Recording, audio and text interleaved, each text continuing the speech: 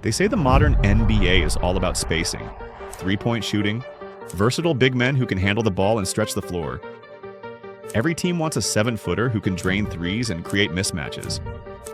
But here's the thing, none of that happens without one man. A skinny German kid who showed up in 1998 and completely rewrote the rules of what a power forward could be. Nowitzki from downtown. Nowitzki working on Odom. This guy shoots the ball like no big man we've ever seen. And it's amazing. Knowing him, you're like, man, how's he able to do that? And he goes out there, he'll draw 30, 40 points, and it looks easy. Today, when you watch Nikola Jokic orchestrate an offense, when you see Kevin Durant pull up from 30 feet, when Giannis and Embiid dominate as international superstars, you're watching Dirk Nowitzki's legacy play out in real time. One-legged fadeaway that so many are doing. It's an honor for me that the guys think that that's a shot that helps them.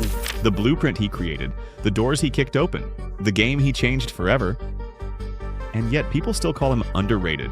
They say he flew under the radar. They claim he never got his respect. It was a show of respect. Dirk is one of my favorite guys. I took that from him. I don't do it as well as him, though. He's been doing it way longer. You all know what a big fan I am with Dirk. Players like Nowitzki or Kobe Bryant, and we almost start to take for granted. But what if I told you that's complete nonsense? What if I told you that Dirk Nowitzki isn't underrated at all? What if I told you he's one of the most accomplished players in basketball history who fundamentally altered the sport? And his so-called underrated status is actually one of the biggest myths in modern sports. This is the story of how a 7-foot German with an awkward one-legged fadeaway became the 6th leading scorer in NBA history, revolutionized an entire position, delivered one of the greatest playoff runs ever, and changed basketball forever. So how good was Dirk Nowitzki really? Well, to understand Dirk's impact, we need to go back to 1998, the NBA draft. The Bucks selected Dirk 9th overall before immediately trading him to Dallas for a guy named Robert Traylor. At the time, European players were still viewed as soft, skilled maybe, but not built for the physicality of the NBA. Europeans don't play defense. Europeans aren't good enough. Europeans aren't mentally tough enough. This is not your average European guy. And Dirk? He looked like he'd snap in half. 6'11", maybe 220 pounds soaking wet, with long blonde hair and a shooting form that looked like it was designed by a mathematician. Which, ironically, it kind of was. See, Dirk had been working with a mentor named Holger Geschwindner since he was 15. Holger was a former German national team player who trained Dirk using methods that seemed completely insane. Ballet classes to improve footwork, playing the saxophone to develop rhythm and improvisation, guitar lessons to strengthen his fingers, shooting drills with one leg raised. And Holger, who studied physics and mathematics, actually created a formula for Dirk's ideal shooting angle based on his height and arm length. I'm sure there's some people that would love to know how I learned to play and how my coach thinks and how we train. I realized that he was not just developed by just an average coach out there, that this was a coach with an extremely high IQ. 60 degrees. That fadeaway, you know, the one that became unguardable, that was engineered. Coach Holger, he is the perfect shot guy, and he wrote this program about how the perfect shot should look, how high he should go, what the angle should be when it goes towards the basket or in the basket, how he has the better chance to actually go in. But when Dirk showed up in Dallas, none of that mattered yet because he was about to get a brutal wake-up call. His rookie season was a fight for survival. Dirk was 20 years old in a new country. He barely spoke English. The physicality destroyed him. He couldn't guard anybody. He averaged 8 points per game and looked completely lost. My first year was rough, and I wasn't quite sure if I'm made for this. I figured, hey, fight through the first contract, and if it doesn't work, I can always go back to Europe and play there. There were nights when he wanted to go home, pack it in, admit that maybe the NBA wasn't for him. But here's the thing about Dirk. He had something that couldn't be taught: work ethic, basketball IQ, and touch. That shooting touch was special, so instead of quitting, he got stronger. He adapted. And in his second season, things started clicking. He jumped from 8 points per game to 17. His three-point shot came alive. He finished second in the most improved player voting. And at the 2000 All-Star Weekend, this 7-footer entered the three-point contest and finished second. The league was starting to notice. This German kid could really shoot. Over the next few years, Dirk established himself as a legitimate star. He made 11 straight All-Star teams. The Mavs had one of the best offenses in basketball with Dirk, Steve Nash, and Michael Finley. They could score on anybody. From 2001 through 2004, Dallas led the league in offensive rating for 3 straight years. But in the playoffs, they always hit a wall. Whether it was the Spurs with Tim Duncan or the Kings with Chris Webber, Dallas couldn't get over the hump. Their defense wasn't good enough. And critics started questioning whether Dirk could be the best player on a championship team. He put up stats, sure, but could he deliver when it mattered most?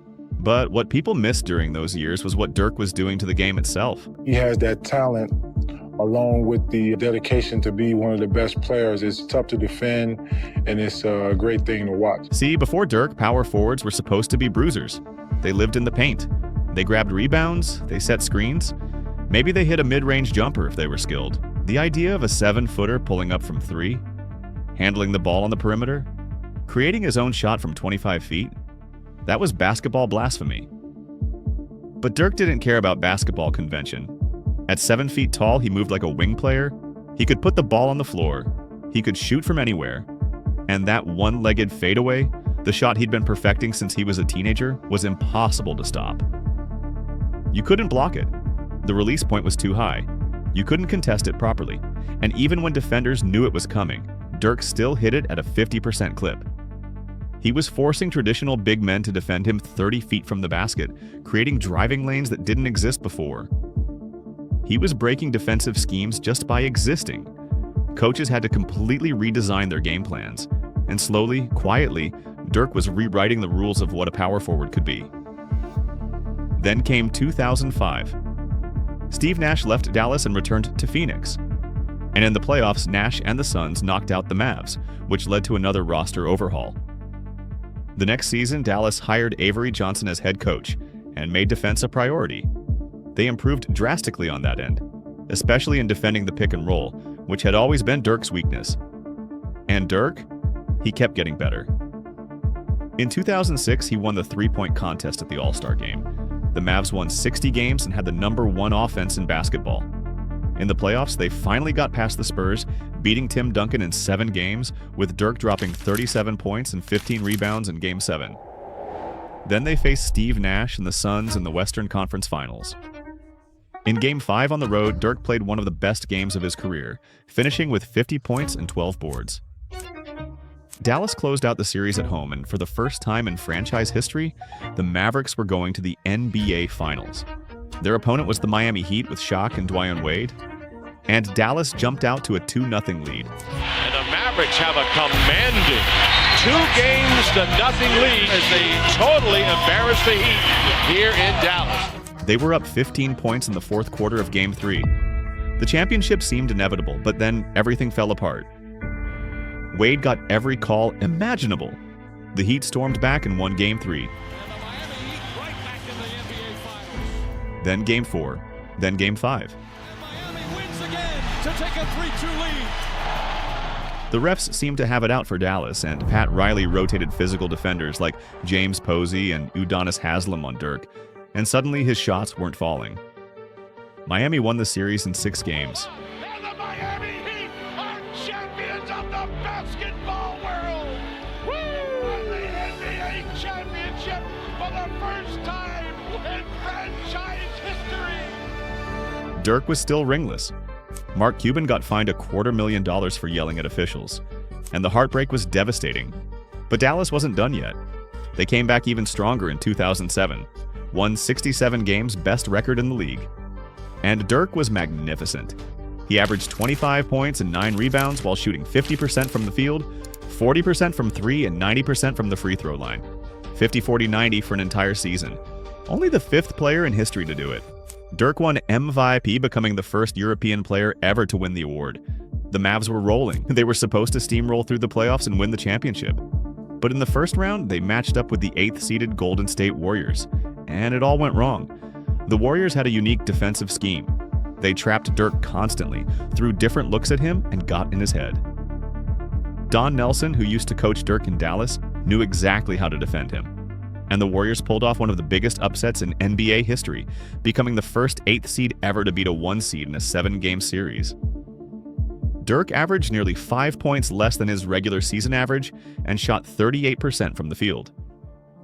The media crushed him, called him soft, a choker, said he'd never win a championship. And right after that devastating loss, it was announced that Dirk had won MVP. It should have been the greatest moment of his career. Instead, it was the lowest point. The criticism was deafening, and for many players, that would have been the breaking point. But not Dirk. He didn't leave Dallas, he didn't demand a trade, he didn't join a super team. Instead, he and Holger went on a 5-week trip to Australia and New Zealand. They lived in wildlife tents with no contact with the outside world. Dirk recovered mentally. He came back stronger, and over the next 3 years, the Mavs kept winning. They won more than 50 games every season. Dirk made All-Star teams and All-NBA teams, but playoff success eluded them. They couldn't get past the first or second round. The narrative was set. Dirk Nowitzki was a great regular season player who couldn't win when it mattered. And heading into the 2010 to 2011 season, almost nobody saw Dallas as a contender. Dirk was 32, Jason Terry was 33, Jason Kidd was 37. They added Tyson Chandler, but most people expected them to be a first or second round playoff team at best. The league had moved on. Everyone was talking about the new Big Three in Miami. LeBron James, Dwyane Wade, and Chris Bosh had teamed up to form a super team. They were supposed to win multiple championships. Nobody was talking about the aging Mavericks. Then the playoffs started, and Dirk Nowitzki proceeded to deliver the single greatest playoff run of the 21st century. First round against Portland, Dallas won in 6 games, and Dirk was solid. But in the second round against the Lakers, the defending champions with Kobe Bryant, Pau Gasol, and Andrew Bynum, Dirk went nuclear. The Mavs swept LA 4 straight wins. Dirk averaged 27 points per game, while shooting 57% from the field and an absurd 73% from three-point range. He outplayed their entire front court so thoroughly that Phil Jackson looked lost on the sidelines. Next up, the Western Conference Finals against the young Oklahoma City Thunder with Kevin Durant, Russell Westbrook, and James Harden. Game 1 became legendary. Dirk scored 48 points, including 24 straight free throws without a miss, an NBA record. He was unconscious, automatic from the line. One of your great individual performances in the playoffs. Game 1, Western Conference Finals, Oklahoma City, 2011. 48 points. What a night you had against the Thunder. That was great. You know, we had just swept the Lakers, so we were sitting on, I think, over a week off. You know how Holger is. He literally gave me maybe 1 day off, and the rest we were in the gym every night in the gym. So I couldn't wait to get this series started, right? I'm like, I gotta go away from Holger. I gotta get this series started. You know, just was so anxious to get going. Well, now we got a bunch of veterans that want to win and play off each other, so we'll see how it goes. Congratulations, Dirk. Mike. The Mavs won that game and closed out the series in 5. Dirk averaged 32 points per game on 56% shooting. He was playing the best basketball of his life at 32 years old. And now Dallas was headed to the finals for a rematch with Miami and their Big Three. The Heat were heavily favored. They had 3 All-Stars in their prime. They had the better roster on paper. LeBron was supposed to win his first championship. Wade had already won in Miami. Bosh was the perfect third piece. The narrative was written. Miami in 5, maybe 6 games. But Dallas had something Miami didn't. Balance, grit. And Dirk Nowitzki playing at a level that defied description. Game 1, Miami won at home. We're a veteran team, so if you can't get down with the loss, if you're the road team, you're happy with the split. So we got another opportunity on Thursday to go get one. But in Game 2, Dallas was down 15 in the fourth quarter. Their season was slipping away. And that's when Dirk took over. And it's just one of those nights. We didn't really have it. You know, all we said the last 5-6 minutes, hey, let's try to get some stops. Maybe get a run out, get a couple easy ones, and somehow get it to 10 and see if we can make one last run at it. If not, come back to AAC, hopefully to a rocking crowd and get on the board. And that's what you try to do. Nowitzki puts it up. Puts it in. A 15-2 run. And then those last couple minutes were magic for us. He scored the final 9 points of the game. capping it off with a left-handed driving layup over Chris Bosh to tie the series 1-1. That's what you dream about, a comeback like that, ignited by defense, guys scrambling for each other, everybody on the same page. Dirk is Dirk. He's not going to change. He loves the stage. He loves having the ball, being able to make a play, and he put us on his back tonight. You got to play till the end, especially as the finalists. You can be down 20. You got to keep plugging. You never know what's going to happen in this league. The momentum shifted. In Game 3 back in Dallas, the Mavs won to take a 2-1 series lead. Then came Game 4. And this is where Dirk became legendary. He had a 102-degree fever. He had a torn tendon in his left middle finger, his shooting finger. Dirk had torn a tendon in his finger in Game 1. Question number one, what about Dirk's left middle finger and just how it will affect the way he plays his game? I had a fever and just did not feel good at all. I think it was just so frustrated. I was like, not now, get sick in preseason or whatever, even in the first round, but not right now. This is maybe your most important time of your career right now. Maybe your last shot at an NBA title, why now, He could barely move. But with Dallas facing a potential tie in the series, Dirk played anyway.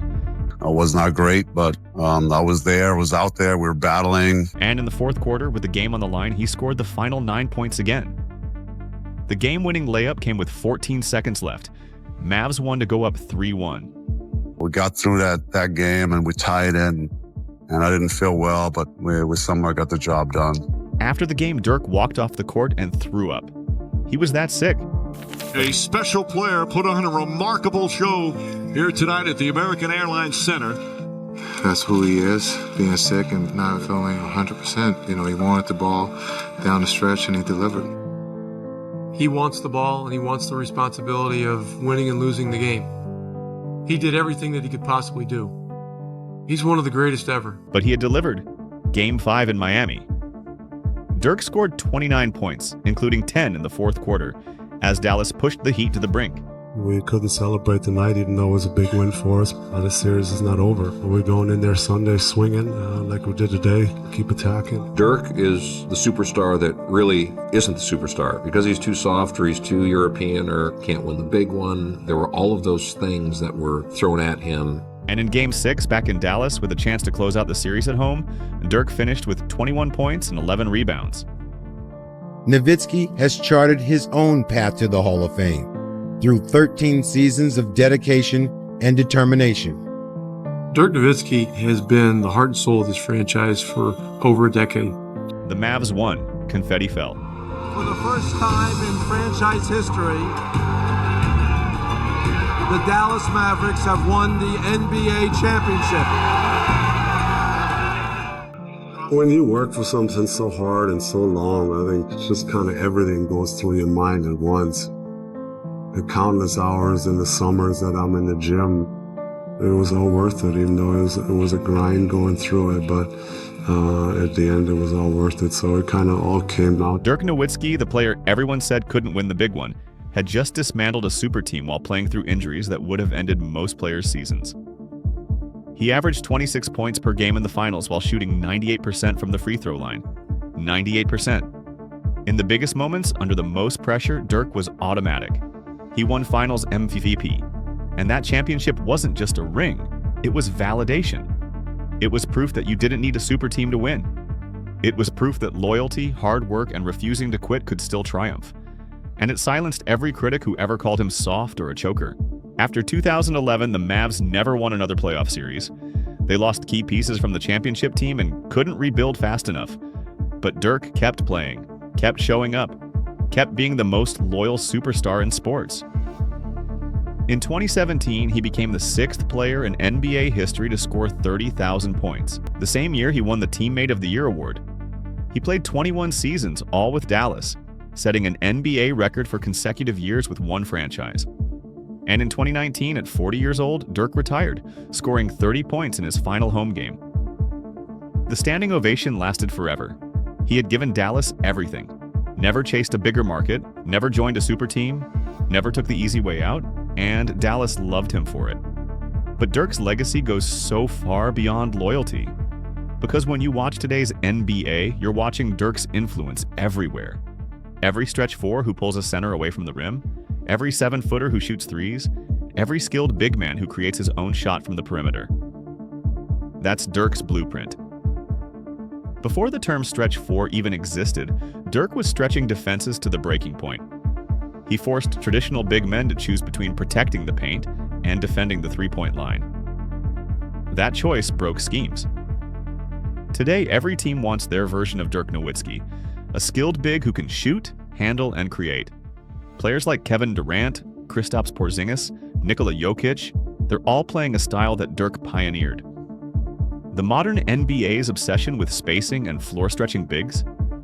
Dirk created that blueprint 15 years before it became standard, and his impact goes beyond just American basketball, because Dirk changed how the world viewed international players. Before him, Europeans were considered soft, skilled maybe, but not tough enough for the NBA. Dirk destroyed that stereotype. He proved that a European could not only survive in the NBA, but dominate it, win MVP, lead a franchise, carry a team to a championship. And now look at the league. Giannis Antetokounmpo, 2-time MVP and champion. Nikola Jokic, 2-time MVP and champion. Luka Doncic, generational talent. Joel Embiid, MVP. The NBA's biggest stars are international players who grew up watching Dirk prove that greatness knows no borders. Without Dirk, the global expansion of basketball looks completely different. He opened doors that can never be closed, but here's what makes Dirk's legacy even more impressive. He did it all without fitting the traditional superstar mold. He wasn't the most athletic. He didn't have explosive speed or a crazy vertical. He didn't overpower people. His game was built on skill, footwork, and basketball IQ. That one-legged fadeaway became one of the most iconic shots in NBA history, not because it was flashy, but because it was unstoppable. 7 feet tall, fading away on one leg, releasing the ball at a point defenders couldn't reach. Physics said it shouldn't work. Dirk made it automatic. And today you see players like Luka and Jokic borrowing from that move, using angles and touch instead of just athleticism. So why does this underrated narrative persist? Why do people insist Dirk never got his respect? Part of it is timing. He peaked during an era of Shaq and Kobe, Duncan and Garnett, LeBron and Wade. He was excellent in a league full of supernovas. Part of it is market size. Dallas isn't New York or Los Angeles. Part of it is personality. Dirk never chased the spotlight. He didn't talk trash. He didn't create drama. He showed up, worked harder than everyone, and went home. In today's social media world, that humility gets overlooked. Part of it is style. His dominance wasn't explosive, it was efficient. He made the extraordinary look ordinary through repetition and perfection. But here's the truth. Among people who actually understand basketball, Dirk isn't underrated at all. Kobe Bryant called him one of the greatest ever. The biggest thing that he added to the game was his post-up play. Really separated him from everybody else. LeBron said he changed the game forever. I think what solidified him as one of the greats, he just continued to get better and better and better and better to a point where he was unstoppable. Tim Duncan called him a once-in-a-generation talent. He's in the Hall of Fame. He's on the NBA's 75th anniversary team. He's 6th all-time in scoring. He has an MVP, a Finals MVP, and a championship. That's not underrated. That's properly rated greatness. When Dirk retired, he had scored 31,560 points. Only 5 players in NBA history scored more. Kareem Abdul-Jabbar, Karl Malone, LeBron James, Kobe Bryant, Michael Jordan, and Dirk. That's the entire list. That's not underrated. That's elite company. He made 14 All-Star teams, 12 All-NBA teams. He revolutionized a position, he globalized the sport. He stayed loyal to one franchise for 21 years. He proved that you don't need a super team to win a championship if you have a superstar who refuses to fold. And he did it all with a one-legged fadeaway that physics said shouldn't work, but became one of the most unguardable shots ever created. So the next time someone tells you Dirk Nowitzki is underrated, tell them this. Dirk Nowitzki scored more points than Michael Jordan. He won MVP, he won Finals MVP, he won a championship against a super team while sick and injured. He revolutionized the power forward position. He changed how basketball is played. He inspired a generation of international players to believe they could dominate the NBA. He spent 21 years with one team. He's in the Hall of Fame. He's on the 75th anniversary team. That's not underrated. That's one of the most accomplished players in basketball history. That's a revolution disguised as a jump shooter. And maybe Dirk's greatest legacy is this. He proved that there's more than one way to be great. You don't have to be the most athletic. You don't have to fit the traditional mold. You don't have to chase rings or join super teams. You can be a skinny German kid with an awkward shot and still become one of the greatest scorers in basketball history. You can revolutionize a position while staying loyal to one city for your entire career. You can win MVP, win a championship, and change the game forever. What would you want people to say when they speak historically about what you meant to the NBA and to the Mavericks? He's a big guy that could shoot, that can move, that changed the game in a way, helped pave the way for some of the younger Europeans now. Love playing the game and helped his team, helped the city, helped his franchise win games. That's really it. Always try to be out there and help my team win games. Dirk Nowitzki didn't just play basketball at the highest level, he changed how it's played. Quietly, relentlessly, undeniably. And that's not underrated, that's legendary. If you enjoyed the video, don't forget to subscribe to Primetime Sports. More content like this is on the way.